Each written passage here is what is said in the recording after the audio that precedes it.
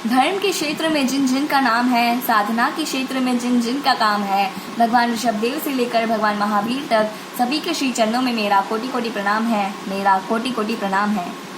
सभी श्रोतागण को मेरा सादर जय जिनेन्द्र। मैं पूर्वी बाफना चेन्नई से। मैं सद्गुरु विषय पर अपने विचार रख रही हूँ।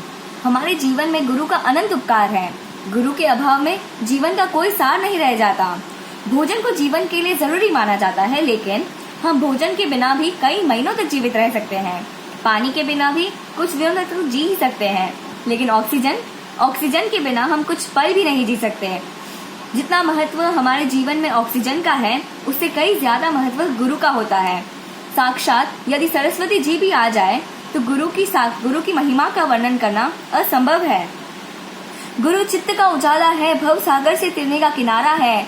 गुरु चित्त का उजाला है, भव सागर से तिरने का किनारा है। गुरु माता पिता तुल्य है, संसार सागर से तिरने का सहारा है।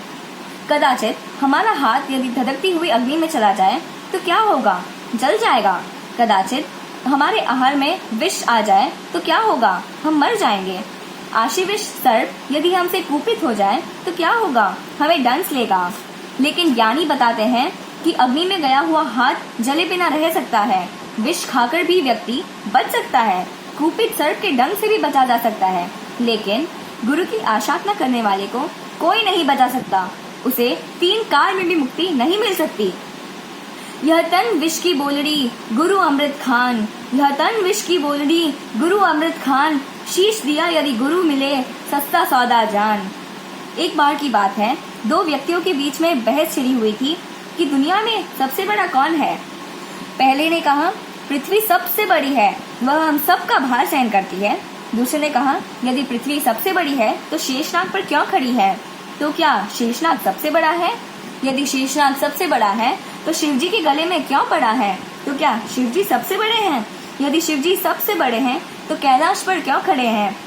तो क्या कैलाश सबसे बड़ा है? यदि कैलाश सबसे बड़ा है तो हनुमान जी के हाथों पर क्यों खड़ा है? तो क्या हनुमान जी सबसे बड़े हैं? यदि हनुमान जी सबसे बड़े हैं तो श्री राम के चरणों में क्यों पड़े हैं? तो क्या श्री राम सबसे बड़े हैं? यदि श्री राम सबसे बड़े हैं तो गुरु विशिष्ट के चरणों में क्यों बैठे हैं? तो क्या गुरु सबसे बड़े हैं? जी हाँ, गुरु का स्थान हमारे जीवन में सर्वोपरि है। ज्ञानियों ने गुरु को फायर ब्रिगेड की उपमा भी दी है। जिस प्रकार फायर ब्रिगेड आग को शांत करती है, बुझा देती है, उसी प्रकार गुरु जिनवाणी रूपी जल से हमारे भीतर जल रही कषाय रूपी अग्नि को शांत करती है। जिसके जीवन में गुरु नहीं, उसका जीवन अभी तक शुरू नहीं। जिस प्रकार तराजू में 2 पलड़े होते हैं और बीच में एक नाकी होती है जो दोनों पलड़ों में संतुलन बनाए रखती है।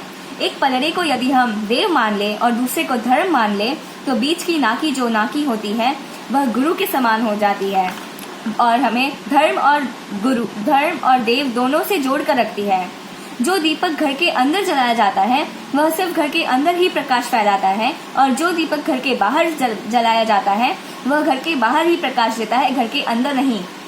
लेकिन जो दीपक दहलीए पर जलाया जाता है वह घर के अंदर और बाहर दोनों तरफ प्रकाश फैलाता है। गुरु भी दहलीए पर जलाए हुए दीपक के समान ही तो है। वह हमारा यह भव और पर भव दोनों ही संवारते हैं। गुरु पहले शिष्य को टच करते हैं, यानी आंकते हैं, फिर टीच करते हैं, फिर ट्रेनिंग देते हैं और फिर उसे जिन शासन में एंट्री देते हैं। इसलिए कहा जाता है गुरु कारीगर सारिखा, तांची वचन विचार, पत्थर से प्रतिमा लहे, पूजा करे हजार।